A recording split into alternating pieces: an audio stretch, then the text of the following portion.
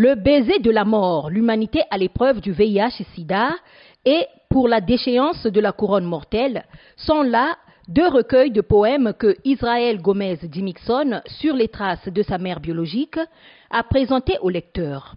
Écrits l'un et l'autre sur 113 pages en langue portugaise et traduits en version française par David Dimixon, son frère cadet, ces deux ouvrages en appellent à une prise de conscience juvénile, en l'occurrence, face à la cruauté que le VIH-Sida et le coronavirus infligent à l'humanité.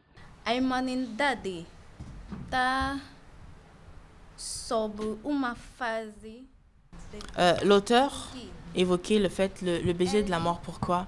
Parce que l'humanité est en permanence dans une phase très délicate. Et dans cette phase, l'auteur disait, le titre doit véhiculer la préoccupation de l'auteur.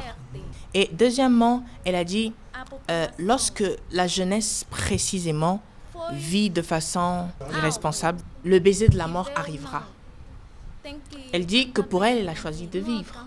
Et vivre, c'est très beau. É bom viver do que morrer. Para mim, opto pela vida do que a morte. Foi por causa disso. L'éditeur précise ici l'objet de cette réunion. Nous profitons aujourd'hui de la présence de l'auteur pour pouvoir toucher un mot du contenu. Et aujourd'hui, ce n'est pas réellement une dédicace au sens de la vente, mais c'est surtout une présentation du livre. Si on veut sonder la partie étymologique du coronavirus, c'est un virus à couronne.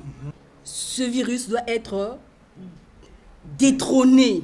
Poète, comédien, artiste de renom, Sorel Boulingi et Stan Matingu ont, à tour de rôle, agrémenté cette cérémonie en déclamant les vers de cette jeune plume pédagogique qui voudrait sauver des vies en un souffle poétique.